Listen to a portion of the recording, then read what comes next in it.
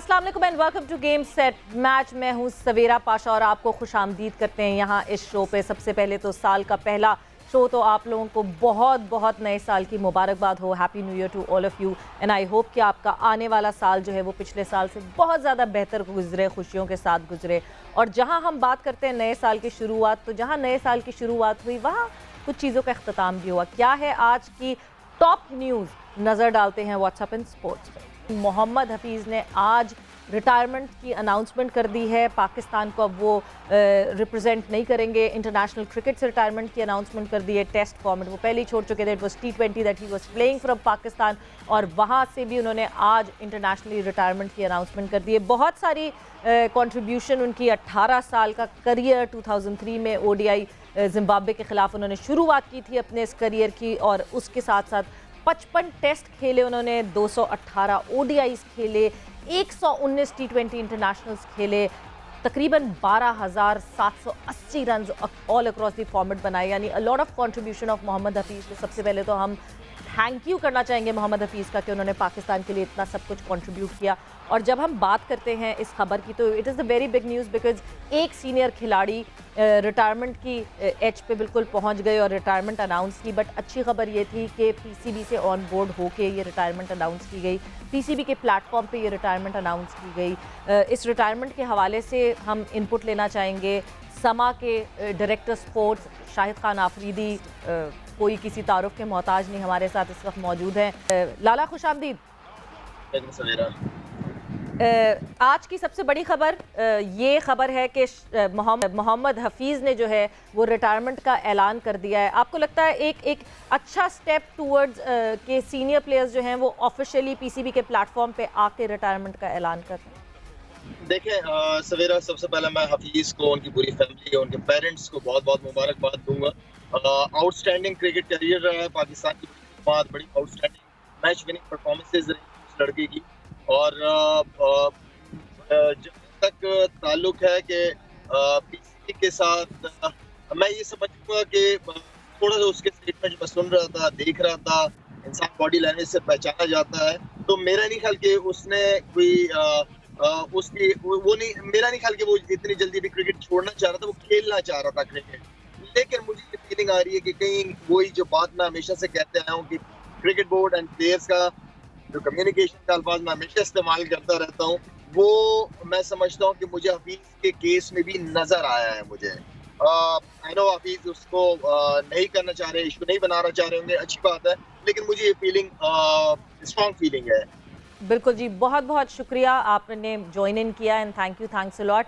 और जहां हम मोहम्मद हफीज़ की बात कर रहे हैं, सो हफीज़ ने आज अपने इंटरनेशनल करियर को स्टॉप लगा दिया है। उन्होंने ये भी कहा कि जो लीग्स हैं वो लीग्स का हिस्सा बनेंगे। He will continue playing the leagues जब तक कि उनको लगता है कि वो बिल्कुल टोटली कट ऑफ ना करें क्रिकेट से। बट अभी इस वक्त जो है वो फैमिली के साथ टाइम गुजारना चाहेंगे। कोचिंग के हवाले से भी उनसे सवाल किया गया, सो कोचिंग के हवाले से भी उनका ये कहना था कि मैं जब तक कोई चीज़ ऑप्ट नहीं करूँगा, जब तक कि मुझे लगेगा कि मैं उसके इस काबिल हूँ, मैं उसके काबिल हूँ, मैं उसके लिए प्रॉपर ट्रेनिंग करूँगा, ट्रेनिंग के बगैर मैं जो है उसका हिस्सा नहीं बनना चाहता।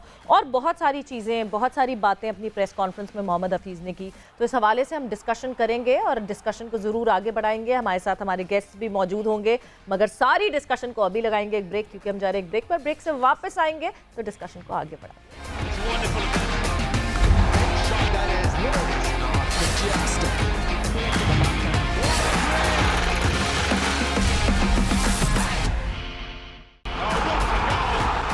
And welcome back to game set match. Break पे जाने से पहले हमारी डिस्कशन हो रही थी मोहम्मद हफीज़ की रिटायरमेंट। आज की सबसे बड़ी खबर यही रही, जिस पे जो है हमारी शाहिद खान आफरीदी से भी बात हुई। उन्होंने भी अपनी बेस्ट विशेस दी मोहम्मद हफीज़ के लिए। 18 साल का ये करियर मोहम्मद हफीज़ का, क्या क्या इस करियर की रही हाईलाइट्स, एक रिपोर्ट पर नज़र डालते हैं और फिर आके डिस्कशन को आगे बढ़ाते हैं।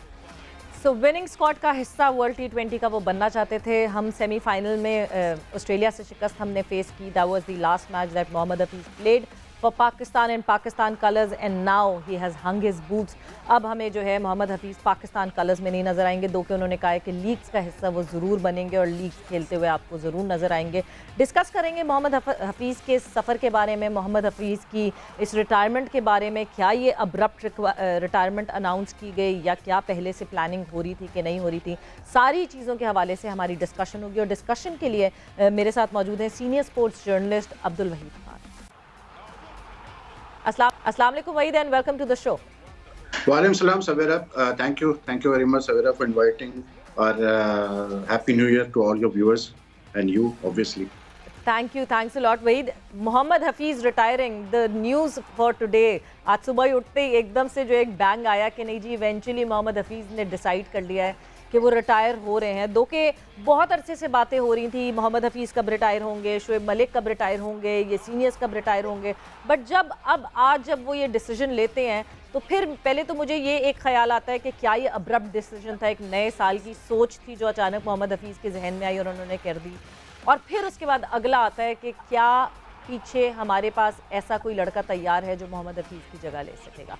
पहले सवाल से शुरुआत करते हैं। आई थिंक सवेरा देखें, it is very clear to me कि हफीज़ ने इंडिकेशन तो देना शुरू कर दिए थे कि he is thinking about retirement. जब उसने मतलब वर्ल्ड कप के बाद बांग्लादेश टूर से विड्रॉ किया था और कहा था सिलेक्टर्स को कि आप किसी दूसरे प्लेयर्स को ट्राई करें, यंगस्टर्स को।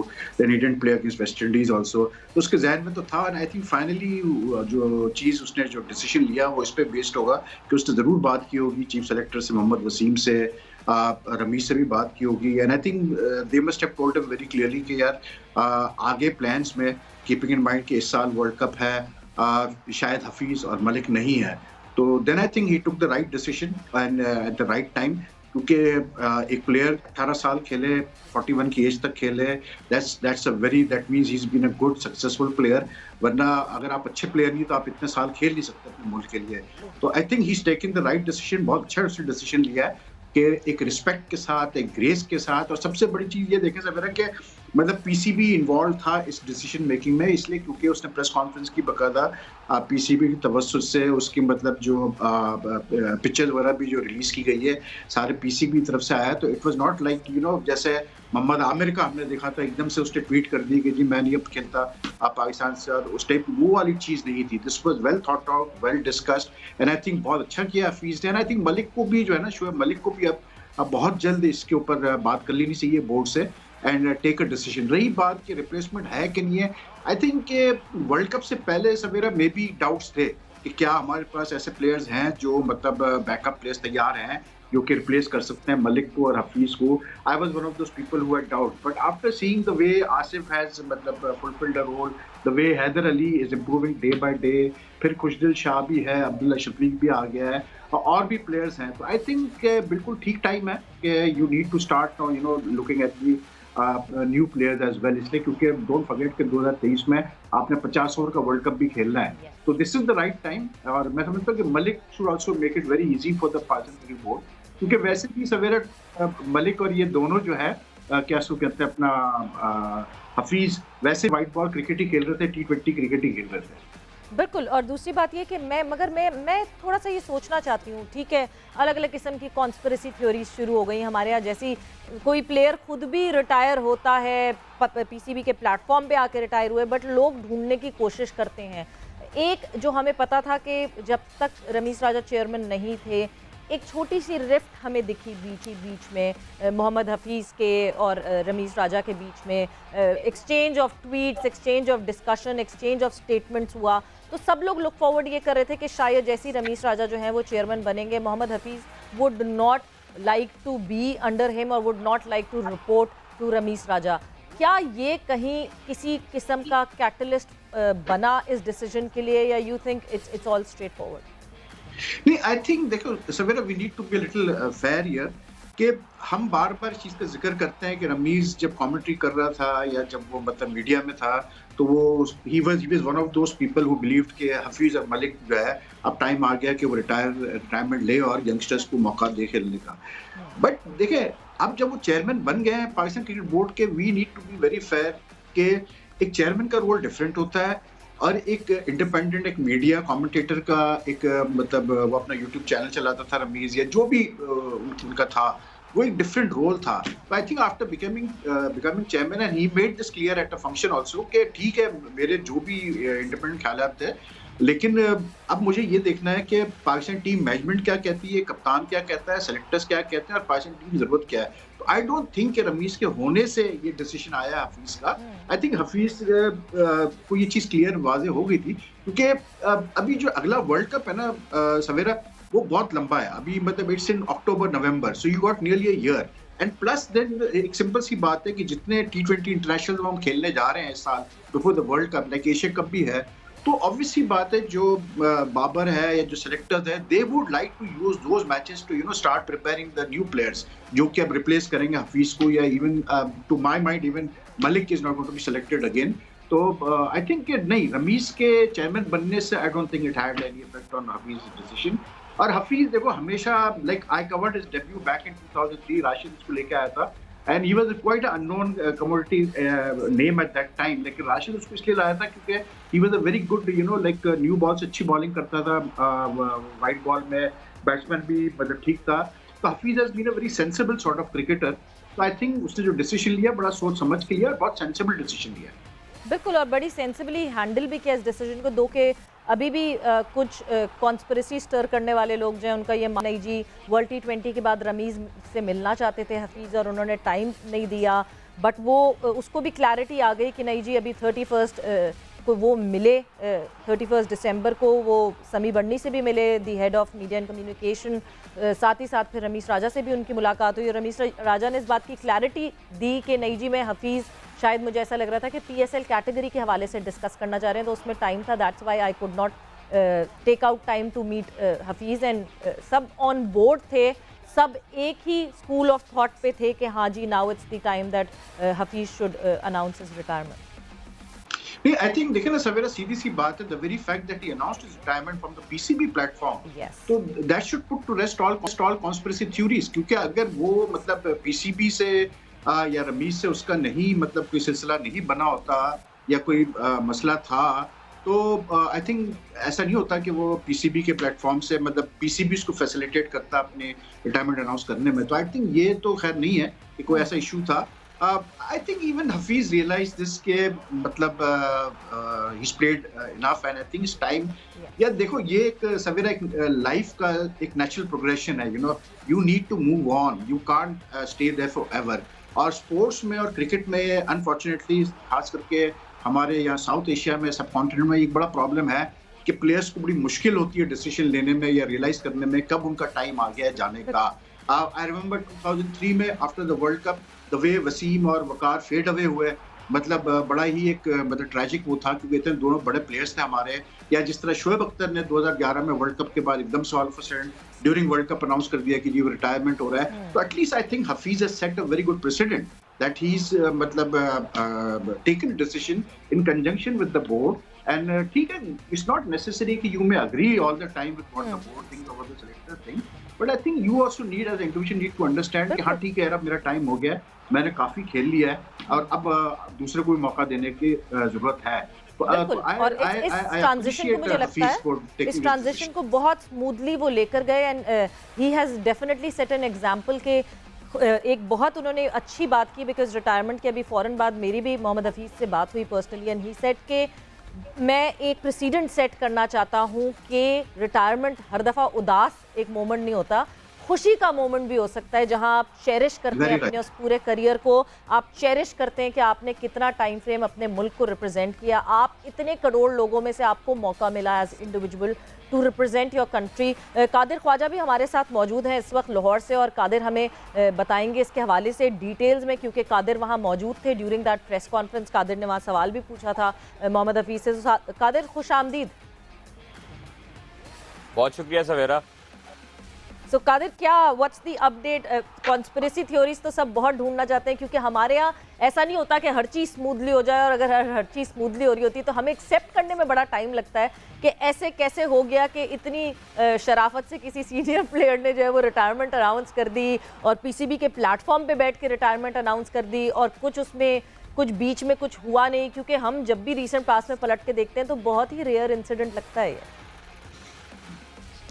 देखिए बिल्कुल सही कहा है आपने सवेरा, कॉन्फ्लिक्ट ऑफ इंटरेस्ट जो है वो शुरू से ही रहा है मोहम्मद हफीज़ का और पाकिस्तान क्रिकेट बोर्ड की मैनेजमेंट के दरमियान। हमने जिस तरह देखा कि जिस तरह पाकिस्तान की होम सीरीज़ थी और मोहम्मद हफीज़ जो है वो गुज़श्ता साल जो है T10 टूर्नामेंट खेलने के लिए गए हुए थे अबू धाबी में और उन्होंने कहा था कि मैं वापस आ जाऊंगा, अवेलेबिलिटी उन्होंने शो की थी। लेकिन पाकिस्तान क्रिकेट बोर्ड के जो डायरेक्टर इंटरनेशनल क्रिकेट अफेयर हैं जाकिर खान और वसीम खान, उन्होंने मोहम्मद हफीज़ को कहा था कि ये स्पेसिफिक डेट है, इस पर आप आ जाए वापस, जिस पर मोहम्मद हफीज़ काफ़ी नाराज़ भी हुए थे और उन्होंने कहा था कि मैं काफ़ी जो है मेरे पास सबूत भी हैं, ईमेल्स भी हैं, तो मैं वापस आके दिखाऊंगा। जिसके बाद मोहम्मद हफीज़ ने एक मरतबा फिर पहले वापस आने से पहले यू टर्न लिया, उन्होंने लीग T10 लीग खेली, लेकिन वापस आते साथ ही फिर उन्होंने टीम को भी ज्वाइन किया। अभी थोड़ी देर पहले हमने वर्ल्ड कप से पहले देखा कि मोहम्मद हफीज़ डेंगू का शिकार हो गए थे और उन्होंने नेशनल T20 टूर्नामेंट भी नहीं खेला। इसी तरह वर्ल्ड कप में आए, वर्ल्ड कप में भी कोई हाथरखा कारकर्दगी नहीं थी। अलबत्ता मोहम्मद हफीज़ ने प्रेस कॉन्फ्रेंस में बारहा मरतबा कहा कि 2019 के वर्ल्ड कप जो इंग्लैंड में हुआ था उसके बाद मोहम्मद हफीज़ ने ये सोच लिया था कि अब जो वर्ल्ड कप आएगा आइंदा वो उनका आखिरी वर्ल्ड कप होगा और वो अपनी इनिंग्स के इख्तितामी जो मैचेस हैं वो खेलेंगे। 2020 में जो वर्ल्ड कप था वो मुलतवी हुआ। अब जो 2021 वाला जो वर्ल्ड कप था, हालांकि 2020 में Mohammad Hafeez leading run scorer थे T20 क्रिकेट में, तो उन्होंने पूरे साल में सबसे ज़्यादा रन्स भी बनाए थे, बड़ी अच्छी फॉर्म भी डेवलप हुई थी। लेकिन 2021 में उतार चढ़ाव का शिकार दिखाई देते रहे। तो मोहम्मद हफीज़ अब 2021 का जो वर्ल्ड कप है उसके बाद आप देखें कि बांग्लादेश टूर गया, उस पर उन्होंने कहा कि वो नहीं जा सकते, अवेलेबिलिटी उन्होंने शो नहीं की। हालांकि वो UAE से बांग्लादेश रवाना हो रहे थे और उसके बाद बांग्लादेश उन्होंने नहीं गए और T10 लीग को उन्होंने इतिहाद में शामिल किया। तो आप देखें कि मोहम्मद हफीज़ का मतलब है पहले से ही ज़हन बना चुके थे। और चेयरमैन आज जो सवाल हुए उसमें भी उन्होंने कहा कि वहाँ पर जब लीग खेल रहे थे तो उसमें उन्होंने अपने फैसले से आगाह करने के लिए chairman Pakistan cricket board Ramiz Raja से काफ़ी मरतबा रब्ता करने की कोशिश की, लेकिन रमीज़ राजा ने उनके कोई रिस्पॉन्स नहीं दिया। वो उन्होंने अभी प्रेस कॉन्फ्रेंस में ही बोला और उन्होंने कहा कि फिर आकर उन्होंने रमीज़ राजा से मुलाकात की और फिर उसके बाद उनको अपने फैसले से आगाह किया, जिसके फैसले का उन्होंने एहतराम भी किया। तो आप देखिए कि मोहम्मद हफीज़ का 18 साल कैरियर में काफ़ी अच्छी परफॉर्मेंसेस भी हैं। पाकिस्तान को नो डाउट उन्होंने काफ़ी मैचेस भी जितवाए हैं, लेकिन अब जो है वो रमीज़ राजा चुके ये पहले भी इशारा दे चुके थे कि शुएब मलिक और मोहम्मद हफीज़ जैसे जो सीनियर प्लेयर हैं अब उनको रेस्ट करना चाहिए और नए खिलाड़ियों को मौका देना चाहिए। तो अब मुझे लगता है कि मोहम्मद हफीज़ म्यूचुअल कंसेंट के साथ रिटायरमेंट नहीं ली, अलबत्ता उन पर प्रेशर था एज ए सीनियर क्रिकेटर कि वो अब काफ़ी उन्होंने अरसा पाकिस्तान को रिप्रेजेंट कर लिया है। अब नए जो खिलाड़ी हैं जो बाहर डगआउट में बैठे होते हैं उनको मौका दिया जाए, तो इसलिए मोहम्मद हफीज़ ने ये अच्छा समझा कि अब मज़ीद उनको कोई फेयरवेल मैचेस तो दिखाई नहीं दे रहे थे। अलबत्ता उन्होंने रिटायरमेंट आकर पाकिस्तान क्रिकेट बोर्ड के हेडक्वार्टर जो कज़ाफ़ी स्टेडियम है फॉरेन बिल्डिंग पर रिटायरमेंट अनाउंस की और उन्होंने कहा कि बहुत अच्छा कैरियर रहा, वालिदैन की सपोर्ट रही। अलबत्ता उन्होंने ये बड़ा जोर दिया कि उन्होंने कहा कि मैच फिक्सिंग के हवाले से ख़ास तौर पर मैं स्टैंड किया था और उस वक्त के जो चेयरमैन थे उन्होंने मेरा साथ नहीं दिया था और उन्होंने मुझे ही तनकीद का निशाना बनाया था। हालांकि जो पाकिस्तान की सालमियत को नुकसान पहुंचाता है, जो पाकिस्तान की साख को नुकसान पहुंचाता है, मेरे लिए वो काबिल एहतराम नहीं है और मेरा वो जो डिसीजन था मैं उस पर अभी भी कायम हूँ कि मैच फिक्सर्स को पाकिस्तान की नुमाइंदगी दोबारा नहीं करनी चाहिए। जिसको और बड़ी बात ये उन्होंने की है इस प्रेस कॉन्फ्रेंस में खास तौर पर। और रिटायरमेंट उन्होंने कहा कि अपना फैसला था और उन्होंने सोच लिया था कि 2019 के बाद जो भी वर्ल्ड कप आएगा उसमें पाकिस्तान को मैचेस जितवाएंगे और उनकी ख्वाहिश थी कि वर्ल्ड कप पाकिस्तान जीतता, तो उसको उसके बाद उन्होंने रिटायरमेंट का फैसला ये तो सारी डिटेल्स में उन्होंने बिल्कुल बात बताई है, बट आप हमारे साथ रहिएगा, वहीद खान भी हमारे साथ हैं। वहीद, जिस तरह अभी कादिर ने भी बात की, मैंने आपसे पहले भी पूछा, रिप्लेसमेंट्स की हम बात करते हैं, हमें यंगस्टर्स तो बहुत दिखे, कायद आज़म ट्रॉफी में अच्छी परफॉर्मेंसेस पे दिखे, but the kind of experience Mohammad Hafeez brought into the team, जिस तरह से स्टेबिलिटी मोहम्मद हफीज़, ठीक है अभी वर्ल्ड T20 इतना अच्छा नहीं गया, मगर उससे पहले तक, उससे पहले की जो पूरा साल था मोहम्मद हफीज़ का एक गोल्डन पीरियड चल रहा था। मुझे लग रहा था वो जो आखिरी के लम्हात थे करियर के, जो कि अब उन्होंने अख्ताम कर दिया है करियर, उसमें जो है बहुत अच्छा जो कहते हैं ना हमारे कोलैप्सेस रोकने के लिए मोहम्मद हफीज़ वाज देयर। आपको लगता है कि अभी हमें कोई ऐसा रेडीमेड एक्सचेंज बेंच पे दिखता है जो आके मोहम्मद हफीज़ को एक्सचेंज कर सके, मोहम्मद हफीज़ की जगह ले सके? समीरा देखिए, हफीज ऑलरेडी टेस्ट से तो 2018 से रिटायर हो गए थे वो, फिर वनडे भी नहीं वो खेल रहे थे, वो जस्ट प्लेइंग टी20। और टी20 के हवाले से अगर आप बात करें तो आई थिंक मतलब वी हैव इनफ टैलेंट और we have to keep in mind, जब हम एक्सपीरियंस की बात करते हैं बिल्कुल एक्सपीरियंस बहुत जरूरी है। And I am a firm believer, मैं भी कहता हूँ कि जब तक बंदा फिट है, उसमें पैशन है, बिल्कुल खेले। लेकिन फिर at the same time we have to realise के हफीज भी जब 2003 में जब उसने डेब्यू किया था तो he didn't come with an experience. Over the years उसने एक्सपीरियंस गेन किया, एक्सपोजर उसको मिला, अच्छा वो प्लेयर बना। तो इसी तरह हमें जो प्लेयर भी उसकी जगह लेगा उसको भी तो एक्सपीरियंस गेन करने में थोड़ा टाइम लगेगा। लेकिन अगर हम रॉ टैलेंट की बात करते हैं कि क्या ऐसा टैलेंटेड स्किलफुल प्लेयर्स है पाकिस्तान में जो कि हफीज की जगह ले सकते हैं, आई वुड से है, लेकिन टाइम लगेगा थोड़ा एक प्रोसेस को। मतलब अब हम अगर एक्सपेक्ट करें कि जो प्लेयर हफीज की जगह आ रहा है वो आते ही हफीज की तरह खेलना शुरू कर दे तो that's not going to work. थोड़ा टाइम लेगा वो प्लेयर, लेकिन आई थिंक बिल्कुल सही टाइमिंग है इस वक्त जो ये डिसीजन आया है। और आजकल सवेरा सबसे बड़ा एडवांटेज जो प्लेयर्स को है ना वो ये है कि ये जो टी20 टी10 लीग्स जो हो रही है, टी20 खास करके दुनिया भर में हो रही है, तो ऐसा नहीं है कि अगर वो इंटरनेशनल क्रिकेट ना छोड़ दें तो उनकी क्रिकेट खत्म हो जाती है। वो मतलब they continue playing cricket. Shahid की आप मिसाल ले लें, शाहिद आफरीदी की, इंटरनेशनल रिटायरमेंट के बाद भी he is been active in cricket. फिर अभी आप देखें क्विंटन डिकॉक 29 की एज में टेस्ट क्रिकेट से रिटायरमेंट लिया because he wanted to spend time with his family. तो ये टी20 लीग्स की वजह से भी बहुत बड़ा असर आया है, इम्पैक्ट आया है कि प्लेयर्स को आसानी हो गई है अपने डिसीजन लेने में कि कब और किस वक्त उनको इंटरनेशनल कैरियर जो है अपना खत्म करना चाहिए। तो आई थिंक बिल्कुल सही timing.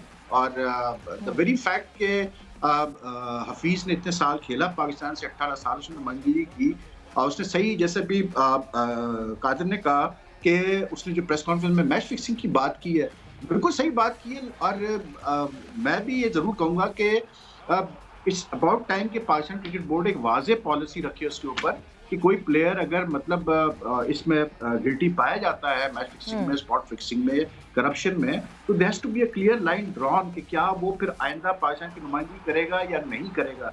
You can't have different set of rules for different players.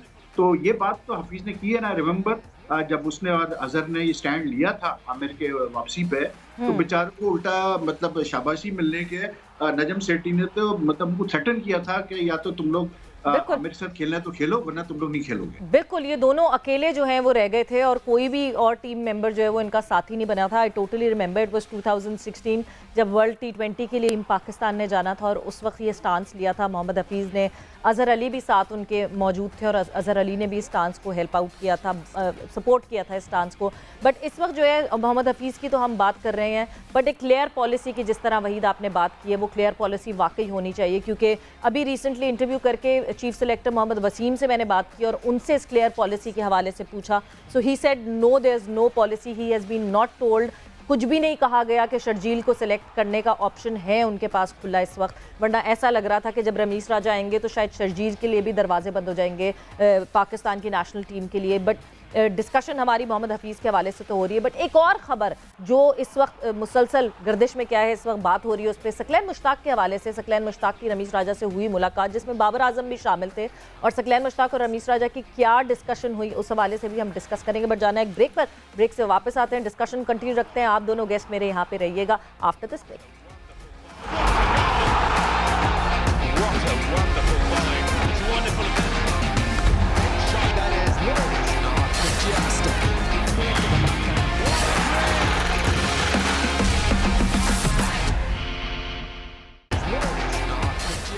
Game set match में एक दफ़ा फिर से खुशामदीद बात हमारी हो रही थी मोहम्मद हफीज़ के हवाले से। मोहम्मद हफीज़ ने जिन्होंने आज रिटायरमेंट का ऐलान कर दिया है और अब पाकिस्तान कलर्स में हमें मोहम्मद हफीज़ नहीं दिखेंगे, दो कि वो लीग्स में अभी भी हिस्सेदार रहेंगे, लीग्स खेलेंगे, लीग का हिस्सा बनेंगे। बट डिस्कशन हमारी चल रही है इसी हवाले से। और अब हम बात करेंगे सकलैन मुश्ताक के हवाले से। सकलैन मुश्ताक की मीटिंग हुई रमीस राजा से और सकलैन मुश्ताक ने क्या क्या उनसे बात की उसके हवाले से डिस्कशन करेंगे। डिस्कशन के लिए senior sports journalist Abdul Waheed Khan हमारे साथ मौजूद हैं, हमारे कोरेस्पोंडेंट कादिर ख्वाजा भी हमारे साथ मौजूद हैं।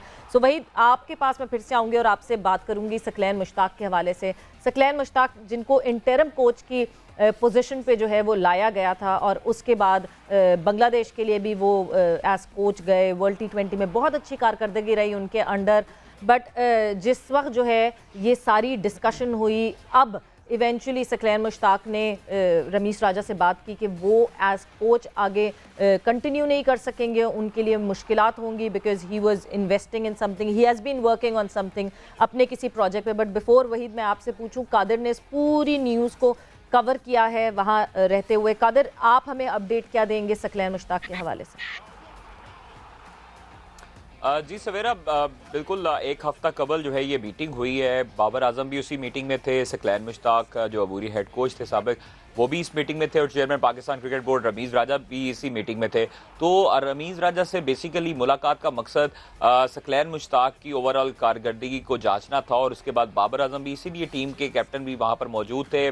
कप्तान ने भी बहुत तारीफ़ें की हैं कि सकलैन भाई ने बिल्कुल अच्छे तरीके से कोचिंग की है, और बिल्कुल उसका रिजल्ट भी हमारे सामने है। अलबत्ता सकलैन मुश्ताक ने जो हेड कोच अबूरी हेड कोच है उसको मजीद काम करने से मौजरत की, और उनको कहा कि मेरा जो बिजनेस है प्रॉपर्टी का वो डिस्टर्ब हो रहा है, इस्लामाबाद में वो प्रॉपर उसको टाइम नहीं दे पा रहे, तो इसी वजह से सकलैन मुश्ताक जो है वो चाहते हैं कि थोड़ा टाइम बिजनेस को भी दे दिया जाए। अलबत्ता उन्होंने ये कहा है कि नेशनल हाई परफॉर्मेंस सेंटर में वो बतौर हेड कोच काम करते रहेंगे। फिर एक चीज़ समझ नहीं आती कि जब head coach of a national team होना वो एक बहुत बड़े एजाज़ की बात होती है। आई नो कि वो अपनी जो ज़ाती उनकी इंगेजमेंट्स हैं जो वो पहले भी कर रहे थे, जिसमें रेगुलरली लगे हुए थे, एक प्रोजेक्ट पे काम कर रहे हैं, वो कंस्ट्रक्शन प्रोजेक्ट पे काम कर रहे हैं। बट वही फिर मुझे ये बात लगती है कि जिस तरह रमीज़ राजा के बयानात आए कि हम लॉन्ग टर्म कॉन्ट्रैक्ट्स नहीं कर सकते कोचेस के साथ, हम लॉन्ग टर्म कॉन्ट्रैक्ट्स करके फंस जाते हैं। इंटरम कोच की पोजीशन पे सकलैन मुश्ताक ने ज्वाइन इन किया था पाकिस्तान को। आपको लगता है कि अगर सकलैन मुश्ताक को ये गारंटी दी जाती कि जी ये 3 साल का आपका कॉन्ट्रैक्ट है पाकिस्तान टीम के साथ, you will continue as the head coach of Pakistan team, तो आपको लगता है कि वो जो उनके जो दूसरे मामलात हैं, मे बी वो वहाँ मैनेजर हायर कर सकते थे या कुछ कर सकते थे, और वो उस चीज़ को साइड पे करके ही वुड हैव कंटिन्यूड? देखिए, सकलैन को मतलब जितना मैं जानता हूँ, सकलैन इज अ वेरी मतलब बहुत सीधा साधा इन द सेंस कि बहुत सिंपल आदमी है। उसके मतलब कोई प्रिटेंशंस नहीं है, या वो बड़ा हम्बल किस्म का बंदा है। That is the reason why he has been successful as interim head coach, क्योंकि he is the sort of person कि जितना भी वो बड़ा प्लेयर रहा है वो तैयार है बैकग्राउंड में रहने के लिए। तो आई थिंक वो उसका रीजन है सक्सेस का। दूसरा, फिर ये जो रमीज की फिलोसफी है, Rameez is very much driven by this philosophy जो because he played under Imran Khan, कि कप्तान जो है वो मेन होता है क्रिकेट में, और कोचेस के पास इतनी पावर नहीं होनी चाहिए, कप्तान को डिसीजन लेने चाहिए। तो उसने रमीज के आने के बाद, Rameez has given a lot of authority and power to Babar को उसने काफी पावर कर दिया कि अब वो डिसीजन ले रहा है बाबर। पहले ये बिल्कुल चीज कंफर्म थी कि बहुत सारी चीजों में बाबर की नहीं सुनी जाती थी, मिसबा ओवरराइड कर देता था उसको, तो जिसकी वजह से प्रॉब्लम्स होती थी, बट बाबर ज्यादा बोलते नहीं थे। लेकिन अब Babar has got the power. तो आई थिंक जो रमीज की फिलोसफी है वो यही है कि बेसिकली जहां आपको जरूरत पड़े आप इस्तेमाल करें। इवन ये जो फॉरेन कोचेस को जो एडवर्टाइज उन्होंने किया है फॉर 5 पोजीशंस, देखें जो हाई प्रोफाइल कोचेस हैं वो तो कोई इस वक्त अवेलेबल नहीं है, तो ये जितने भी कोचेस आएंगे they are not going to be high profile. तो रमीज का आइडिया ये है, आई थिंक, कि he wants to use them more in the NCA, and then जहां जरूरत पड़ी तो पाकिस्तान टीम के साथ भी आपने उनको यूटिलाइज कर लिया। रही बात सकलैन की, आई थिंक सकलैन का बिजनेस कमिटमेंट्स के भी इश्यूज हैं, उसकी फैमिली के भी, मतलब he needs to give them time. And मुझे जो लगता है कि कम से कम ये जो ऑस्ट्रेलिया वाली सीरीज है, ये जो अभी मार्च अप्रैल में होनी है, this is a very important series, तो इसमें तो आई थिंक सकलैन ही होगा। उसके बाद फिर आई थिंक वही होगा कि जो सीरीज टू सीरीज बेसिस पे ये लोग देखेंगे करना क्या है, क्योंकि अभी पाकिस्तान क्रिकेट बोर्ड ने ये देखना सवेरा कि कैंडिडेट्स कौन से आते हैं उन 5 पोजीशंस पे अप्लाई करते हैं, because that's going to be important कि who applies for this position. बिल्कुल, सबसे ज़्यादा इम्पॉर्टेंट है कि अवेलेबिलिटी कौन देता है टीम पाकिस्तान की कोचिंग के लिए। कादिर, जब सकलैन मुश्ताक ने जो है वो इस तरह से मना कर दिया कि नहीं वो आगे कंटिन्यू नहीं कर सकते, तो बहुत क्लियरली जो है वो बाबर का भी यही इनपुट था कि एक फ़ॉरेन कोच जो है वो हिस्सा बनना चाहिए। आपको इस वक्त क्या लगता है कि क्या फ़ॉरेन कोच की खोज शुरू हो गई है पाकिस्तान क्रिकेट बोर्ड में? बिकॉज सकलैन मुश्ताक अगर अभी कंटिन्यू नहीं कर रहे, अभी तो खैर उन्होंने वो 1 महीने की जो उन्होंने छुट्टी की बात की है वो की है, बट जिस तरह ऑस्ट्रेलिया ने टूर करना है पाकिस्तान का, इंग्लैंड ने करना है, न्यूजीलैंड ने करना है, बहुत इंपॉर्टेंट सीरीज़ है हमारी आगे, तो खोज शुरू हो गई है फ़ॉरेन कोच की? देखिए, जो पाकिस्तान क्रिकेट बोर्ड है वो अभी फिलहाल रमीज़ राजा ही हैं, और रमीज़ राजा खुद जो डिसीजन करते हैं, खुद जो फैसले करते हैं, वो किसी को बताते नहीं है बाहर अभी किसी को। इसलिए जो है आप देखें कि जो मीटिंग हुई है उसमें भी जिस तरह वहीद साहब ने बताया कि जो बाबर आजम हैं, तमाम प्लेयर्स हैं, उनको कॉन्फिडेंस दिया गया सकलैन मुश्ताक की जानिब से। तो सकलैन मुश्ताक की इनपुट जो है वो बड़ी इंपॉर्टेंस रखती है और सकलैन मुश्ताक ने भी उनको आमीन कहा है जब रमीज़ राजा और बाबर आजम ने कहा कि गैर मुल्की कोचेज़ हैं। अभी फिल वक्त इस तरह की कोई इतलात नहीं है कि अभी जो खोज जो है वो गैर मुल्की कोचेज़ की शुरू कर दी गई है, चूँकि अभी तमाम तर तवज्जो पाकिस्तान क्रिकेट बोर्ड की पाकिस्तान सुपर लीग सीज़न 7 को कामयाब बनाने की है और PSL के हवाले से तमाम तर जो है वो भी इंतजामात किए जा रहे हैं। PSL जो है जैसे ही मिड में आएगी, जैसे लाहौर लेग में आएगी, उसी दौरान इतलात हैं कि ज़राए के मुताबिक कि जो गैर मुल्की कोचेज़ हैं या कोचेज़ जो हेड कोच आएंगे और बॉलिंग कोच आएंगे उनको उनकी अनाउंसमेंट की जाएगी और दौरान PSL ही ये तमाम तर इतलात हैं कि उसको अनाउंस किया जाएगा। अभी फिल वक्त पाकिस्तान सुपर लीग की तैयारियां की जा रही हैं और उसी के हवाले से तमाम तर अपडेट्स हैं। अभी फिल वक्त जो है वो गैर मुल्की कोचेज़ को अप्रोच नहीं किया गया। ठीक है कादिर, आपका बहुत बहुत शुक्रिया हमारे शो के हिस्सा बनने का और हमें अपडेट करने का, थैंक यू बहुत। वही जिस तरह हम सकलैन मुश्ताक की बात कर रहे हैं, सकलैन मुश्ताक की नेचर से as a person we all know the kind of person he is. आपको लगता है जब हम फॉरेन कोचेज़ की बात करते हैं, हम बार बार इस बात को असेस करते हैं कि हमारे जो लोकल कोचेज़ हैं उनका हमेशा एक इशू ये आता है कि या तो वो अपनी तरह नए प्लेयर को बनाना चाहते हैं या फिर वो बहुत ज़्यादा चीज़ें इम्पोज करते हैं, जो कि मुझे लगता है नेशनल लेवल के एक प्लेयर पे इम्पोज नहीं करनी चाहिए चीज़ें, उनको फ्री हैंड देना चाहिए। But Saqlain Mushtaq was different in that aspect, in that point of view, क्योंकि एक तो he has been coaching different sides all around the world. He was the part of the coaching team of England जिस वक्त England ने world cup जीता था, सो वो world cup winning team का भी हिस्सा थे एज अ कोच। सो आपको लगता है कि उनका माइंडसेट अब उस तरीके से चेंज हो गया जिस तरह हमारे जो लोकल कोचेज़ हैं उनका माइंडसेट है, उसके हवाले से उनका माइंडसेट डिफरेंट हो गया, इसलिए वो इतने सक्सेसफुल रहे पाकिस्तान टीम के साथ? हाँ बिल्कुल, देखें I mean if you compare Misbah and मतलब सकलैन को एक्सपोजर काफ़ी है। he's worked with England, he's worked with the ECB, he's worked with कैसे बोलते हैं वेस्ट इंडीज टीम, तो उसका एक एक्सपोजर तो है। लेकिन वैसे भी सवेरा सकलैन पर्सनालिटी वाइज भी सकलैन डिफरेंट है बहुत मिसबाह से।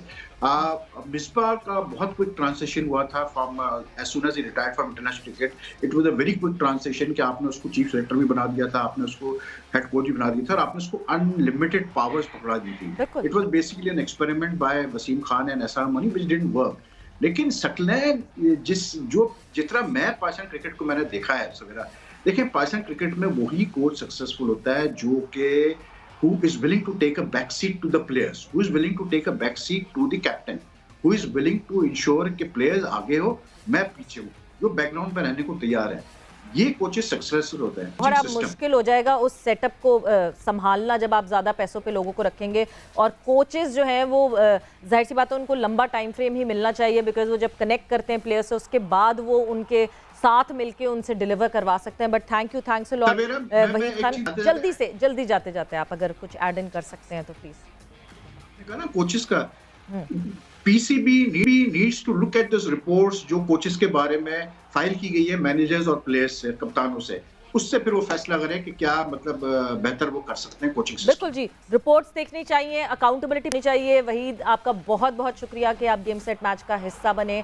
और वक्त कम है, मुकाबला सख्त है, यहाँ पे बस हम साइन ऑफ करेंगे गेम सेट मैच को। आई होप आपका आगे आने वाला साल बहुत अच्छा गुजरे। आप लोगों ने रखना अपना ख्याल, टेक केयर, बाय बाय, अल्लाह हाफ़िज़।